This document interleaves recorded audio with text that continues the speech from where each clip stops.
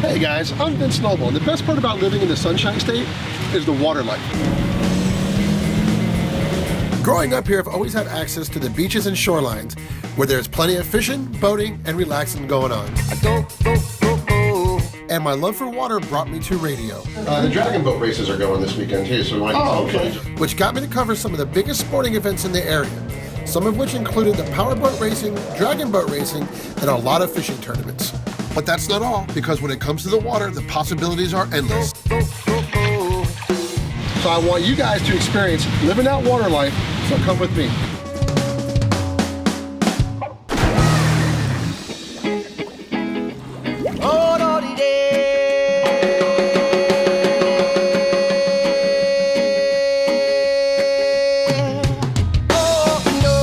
Today we're making our way to a very historic spot in Florida, Cedar Key. This alluring island is off the west coast of Florida, and it was a hotspot during the Spanish exploration. I mean, we're going as far back as the 1500s, and that's when merchants and pirates took refuge in this area. Cedar Key was a place to hide and was used as a lookout point because of its high land. Originally named Las Islas Sabinas by a Spanish cartographer in the early 1540s. The area is likely to have been frequented by some of the most infamous pirates. These pirates preyed on Spanish commerce. Some used the Florida coast to smuggle slaves, and others used it to bury their treasure. In the 1800s, European colonies started. Cedar Key became a thriving port city. Taking a step back in time, pirates from all over come to celebrate in Cedar Key. And I'm telling you what, we're going on an epic adventure today. We're looking for pirates. I'm even trying to get a front row seat to watch the pirate invasion. But first I'm going to go check out the parade of the pirates and mingle with some of the locals. Over 6,000 scalawags come to the Pirate Festival. And many participate in the parade called the Grand Invasion Promenade. Many pirates swagger and saunter through the main streets of Cedar Key. And you're not going to see any better pirate attire than some of the stuff you'll see here. From the authentic hats and swords, oh, and don't forget those parrots. And since many of these floats are competing, lots of these pirates really get crafty. Check out this handmade pirate ship float, not too shabby. We just got done checking out the parade. We're now in the heart of Cedar Key in City Park, where all the vendors and the festivities are going on. I see the naked eye. The festival is one of the best there is. There's music, costume contests, historic weapon demos, and even a treasure hunt for the kids. And if you take a look around, it's really a pirate's paradise. Pirate. I'm smelling something. I'm kind of getting hungry. Let's go check it out. And since I tend to have a sweet tooth, there's something that had me sniffing at my nose, a local honey spot. So it's all local honey then, huh? Oh yeah, 100% natural. Would you like to try any? Absolutely. This is black mangrove. It actually has a very high natural sugar content. Okay. So as soon as it cooled off, it crystallized. But it's still real honey, and it's easier to handle. You can spread it like peanut butter. That's amazing. Turner Family Honey and Bees is a family-run beekeeping business. They are local to Cedar Key and Sarasota. This is gallberry. It's actually the second lowest sugar content of all honey, but it has more minerals and enzymes than any other honey. It's very natural, very, very healthy honey.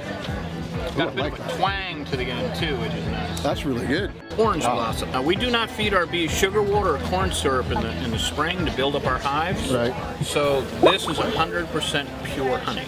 Orange blossom is the first major crop. Florida is renowned for its orange blossom honey, but produces a variety of different tropical flavors as well. The Turner family is known for gallberry, palmetto, black mangrove, and wildflower honeys. That's amazing stuff. Okay, one other. One more. Tupelo is the lowest sugar content of all honey.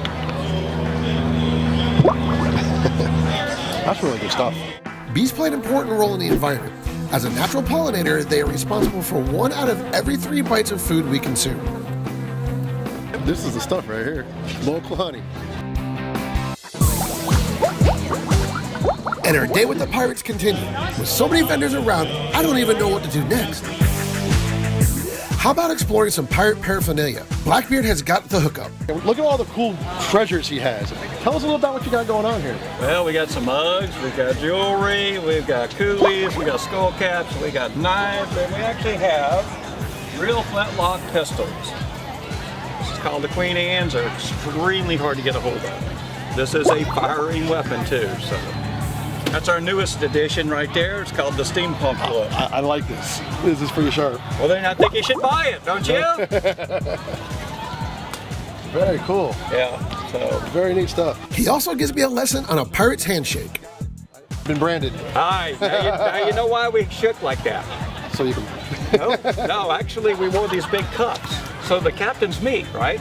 So if I can kill you, I get your ship, I get your booty, and I get all your winches. Okay. So what we did is we kept like a gun or a knife up in our cup. So we did this way. Yes. That's pretty slick. And we did the other side too. That's slick. I could pull a gun out and shoot you, and guess what? Game over. Yeah. And Charles Vane would have been the first to do it. He was a very untrustworthy pirate. Blackbeard was a gentleman. Our purple one. See, I heard the opposite. We did find I heard Blackbeard was a little shady. No, he was very, very honest. He was very well educated. Yeah. There you go. So, yeah. Thank you, sir. All right, mate. Take care. Appreciate it, bud. Before I get to see the exciting reenactment of a pirate invasion, I get an exclusive interview with Captain James Hawk of the crew of the Scarlet Fortuna. So I hope you enjoy what you're about to see.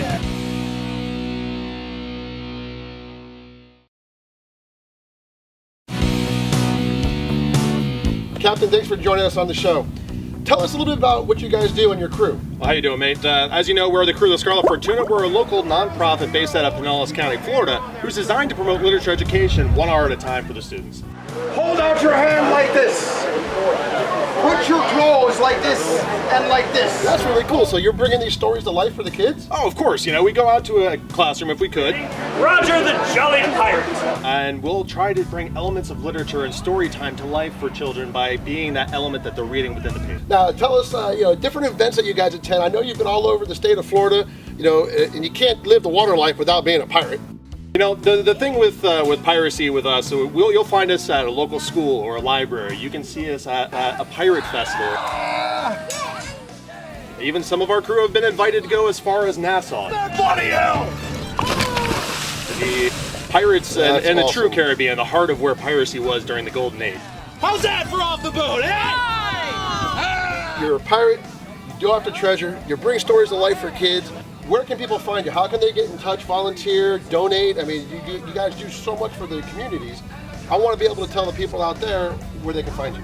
Well, you can find us on Facebook by looking up Scarlet Fortuna, the crew of the Scarlet Fortuna, or you can go to our website. Now, on that website, you'll find additional information on volunteering opportunities where you can post up videos and footage of us at local events. Where does he bloody think he's going? Captain, thank you so much for joining us. Captain James Hawk, the crew of the Scarlet Fortuna. Captain James and his crew does some pretty impressive work. Now from one captain to another. What is a pirate without a sidekick? I'm getting to know the pirate's most loyal and trusted friend up close and personal, a macaw. You can't be a pirate without having a parrot. Tell us about your boy here. My boy is Kosh. Kosh is 16 years old, and he can live to be 80 or 90. He can live as long as a human. So having a bird is a very big commitment. And because of that, we have to have rescues for these guys. We're with Melbourne Avian Rescue Sanctuary out of Melbourne Beach, and we always got 30, 40 birds that need a home. He's a beautiful boy. Yeah, he is. He's a very pretty boy. Actually, he's an interesting story. Kosh here is a mutt. He's half green-winged macaw, half blue and gold macaw. Green-winged macaws and blue-gold macaws are both native to South America. They feed on seeds, fruits, nuts, and berries. Macaws are social and vocal communicators. Can he talk? He talks his head off at all. Very bashful in public. And it's funny. They say things at appropriate times. We were on the beach one day walking around. A group of teenagers got up around him and said, he can't talk, and he looked at him and said, whatever. That's awesome. Now, he'll be 17 on St. Patrick's Day. Oh, a little Irish bird. Yeah, he was hatched on St. Patrick's Day, which makes him a macaw. Owning a macaw is a life commitment, and most live to be over 70 years old. Thank you very much. Quite welcome. Thank you, buddy. Just remember, we adopt them, we don't buy them in pet stores. Perfect. I love that. but I've really been eyeing some of the leathers over there. So I'm making my way over to see the best leather maker in town. Dogfish Bob. We're gonna go check out and see what he has in the booth. Hello, mate. Welcome aboard. Dogfish Bob has created thousands of handcrafted leather items over many years. Inspired by pirates in medieval times, he's made belts, tankards, bootstraps, weapons, and the list goes on. What he makes easily transports you back to the golden age of pirate life. I know you talk about, you see pirates with tankers and cup holders and everything else. Show us a little bit about that. We got some tankards up here, which every pirate or boatsman, they be needing something for their ale or grog. So yeah, I go ahead, I make these up. They're all done by hand tooling. Very nice. I enjoy it. What's not to enjoy? Arr. Thank you, Bob.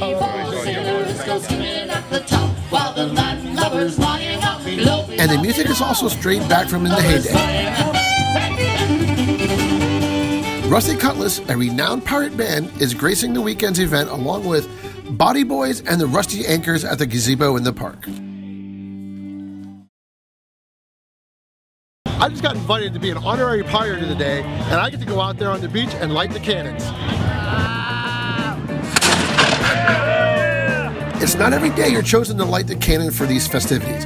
I got some great pointers from a lady pirate on how to light the cannon.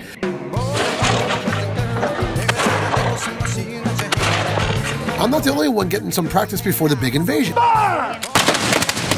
Many of the pirates are making sure they are weapon ready. That's what it's supposed to sound like. And now it's time for the grand finale, the pirate invasion of Cedar Key.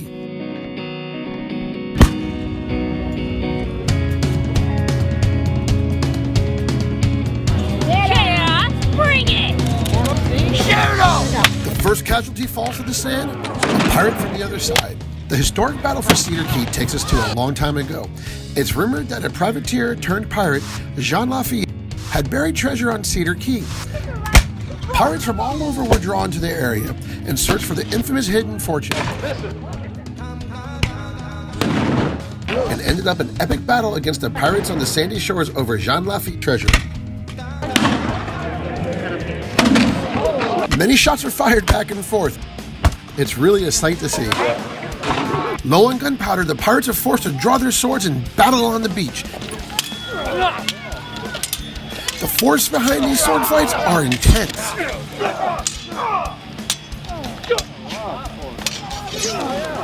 We're not gonna let them take it! It comes down to the two captains on the opposing sides. It looks like I'm on the winning side as Captain James Hawk of the crew of the Scarlet Fortuna is taken down.